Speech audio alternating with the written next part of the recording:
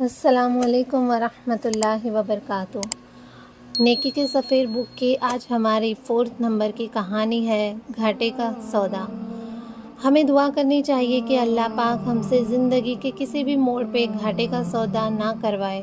کسی بھی معاملے میں دنیا میں بہت سے موقعوں پر ہم نقصان اٹھاتے ہیں، لیکن ایک وقت آتا ہے کہ وہ نقصان نفع میں بدل جاتا ہے۔ آج نقصان کل نفع، یہ تو اکثر ہمارے ساتھ ہوتا ہے۔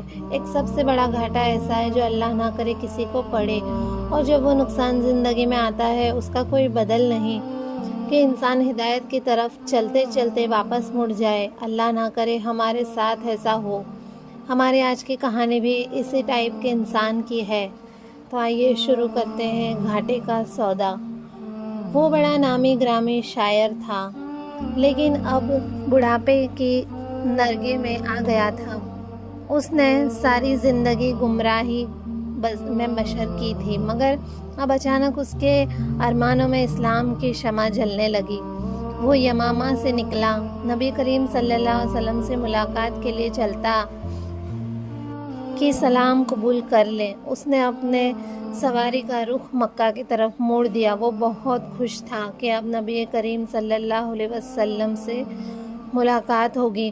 وہ اپنی دھن میں چلا جا رہا تھا، نبی کریم صلی اللہ علیہ وسلم کی مدح سرائی کرتا جا رہا تھا، یعنی ان کی تعریف، اور ان کی تعریف میں اس نے کچھ شعر بھی کہے۔ یقیناً تو نے اس طرح رات گزاری جس طرح آشوب چشم کا مریض رات گزارتا ہے۔ مطلب کہ آنکھوں کی ایک بیماری ہوتی ہے جس میں پوری رات نیند نہیں آتی۔ تیری آنکھیں ایک لمحے کے لیے بھی بند نہ ہوئی اور تیری وہ حالت ہو گئی جو سانپ کے ڈسے ہوئے اور آنکھوں میں رات گزارنے والے کی ہوتی ہے۔ مطلب یہ آپ صلی اللہ علیہ وسلم سے خوشی کے ملنے کی وجہ سے اس کو اتنی خوشی ہو رہی تھی کہ وہ یہ سب شعر پڑھ رہا تھا۔ خبردار مجھ سے میری اونٹنی کے بارے میں پوچھنے والے کہ اس کا کدھر کا ارادہ ہے، تجھے جان لینا چاہیے کہ اس کے لیے اہل یشرب میں وعدے کی جگہ ہے۔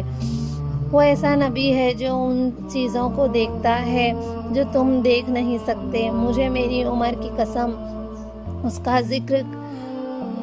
ذکر اعتراف و اکناف میں پھیلا ہوا ہے اور اس کی جماعت ہر جگہ موجود ہے۔ ایک شعر سے پتہ چلتا ہے کہ اس کے دل میں کتنی تڑپ ہے نبی کریم صلی اللہ علیہ وسلم سے ملنے کی۔ بلا شبہ تو نے اللہ کے نبی کریم صلی اللہ علیہ وسلم کی نصیحت نہیں سنی اور لوگوں نے اس پر گواہی دی۔ جب تو نے دنیا سے نیک عمل زادرہ اختیار نہ کیا اور مرنے کے بعد اس شخص سے ملاقات ہوئی جو دنیا سے تقویٰ کا زادرہ لے گیا، تو اپنی کوتاہیوں پر پریشان ہوا کہ تو اس جیسا کیوں نہ ہوا اور اس چیز کے لیے تیاری کیوں نہ کی جس کے لیے اس نے تیاری کی۔ جو وہ شہرا کی نصیب و فراز عبور کرتا جا رہا تھا، نبی کریم صلی اللہ علیہ وسلم کی محبت اور آپ سے ملاقات کا جذبہ بےتاب بھی بڑھتی جا رہی تھی۔ اس نے بتوں کی پوجا چھوڑنے کا اور اسلام قبول کرنے کا پکا عزم کر لیا تھا۔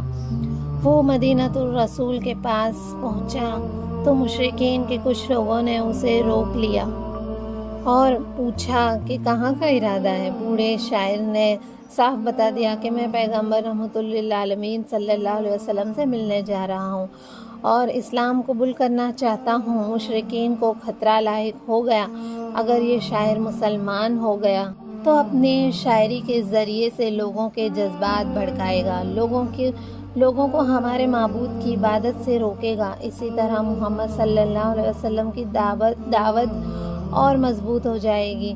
ہمیں تو ایک شاعر حسان بن ثابت رضی اللہ عنہ ہی نے پریشان کر رکھا ہے۔ اس اکیلے نے نہ جانے کتنے لوگوں کے دل اسلام کی محبت سے گرما دیے ہیں۔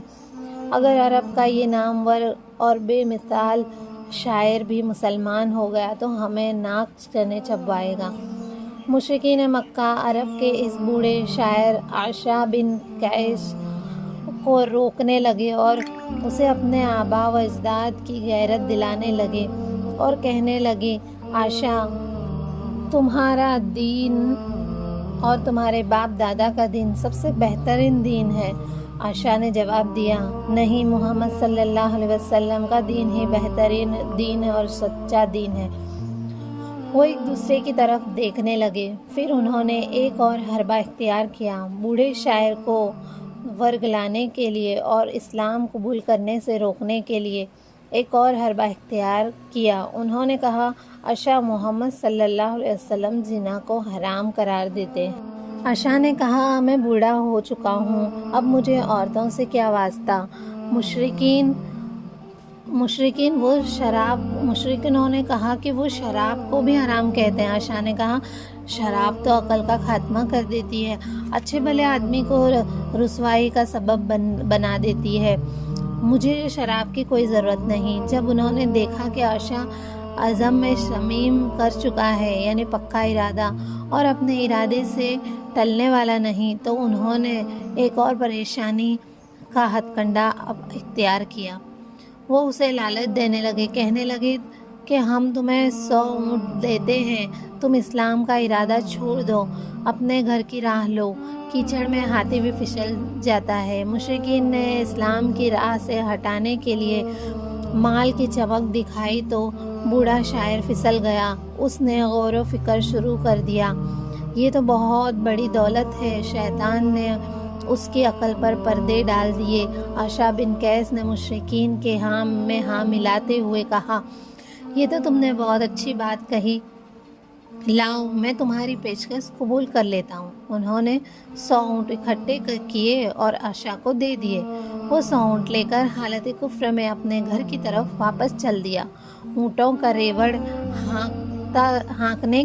ہانکتا جا رہا تھا اور بڑا خوش ہو رہا تھا، دل ہی دل میں سوچ رہا تھا کہ میں نے شاعری کے ذریعے سے بڑی دولت جمع کر لی ہے، اب میں بڑا مالدار ہو گیا ہوں، مجھے کسی کی محتاجی نہیں رہے گی۔ لیکن بھول گیا کہ اللہ تعالیٰ بھی اس کی گھات میں ہے اور ہر دم دیکھ رہا ہے کہ وہ کس طرح دنیا کے گھٹیا سامان کے عوض اللہ کی نافرمانی کر رہا ہے، حالانکہ زمین و آسمان کے سارے خزانے تو اللہ ہی کے پاس ہے۔ اب آگے کی بات سنیں، قسمت کی خوبی دیکھیں، ٹوٹی کہاں کمن، وہ 4 ہاتھ جبکہ لب بام رہ گیا۔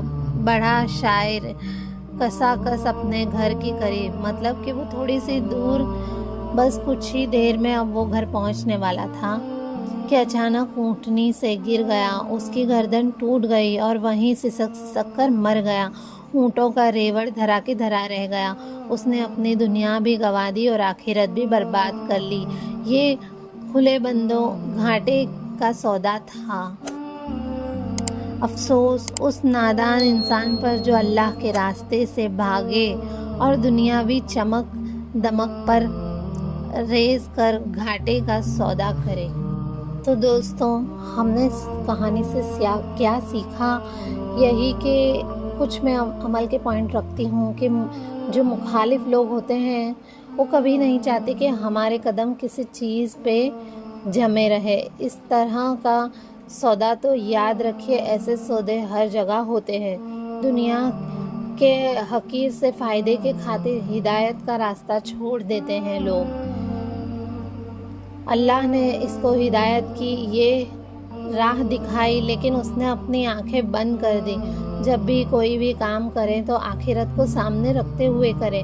کئی بار اوور کانفیڈنس بھی راستے کی رکاوٹ بنتا ہے۔ سچا ایمان نہیں تھا، جب سچا ایمان آتا ہے تو بندہ نہیں پلٹتا۔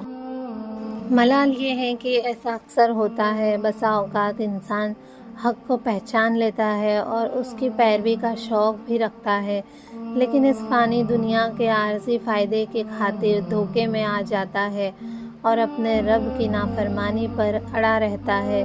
دنیا کا پروفر سج دھج شان و شوکت اور بری صحبت دین پر استقامت اختیار کرنے کی راہ میں آڑے بن جاتی ہے۔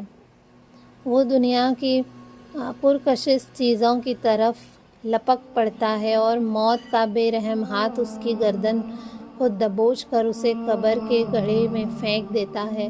काश नादान इंसान ये हकीकत समझ ले कि आखिरत की ज़िंदगी और उसकी नेमत बेमिसाल और हमेशा बाकी रहने वाली है। कल लोग इस्लाम कबूल करते थे, आज लोग कुरान कबूल करते हैं। कल इस्लाम कबूल करके शख्सियत बदल जाती थी और आज कुरान कबूल करके इंसान की शख्सियत बदल जाती है। इसीलिए तो शैतान इंसान को कुरान की तरफ आने ही नहीं देता। एक सुन्नत अल्लाह पाक की ये भी है कि कुर्बानियों की ज़मीन पे ही हिदायत के पौधे लगते हैं। अगर आपने मैंने कुछ छोड़ा ही नहीं तो बहुत ज़्यादा नहीं मिलेगा। बंदा जब छोटे छोटे काम करने लगेगा तो अल्लाह उसे बड़े काम देगा।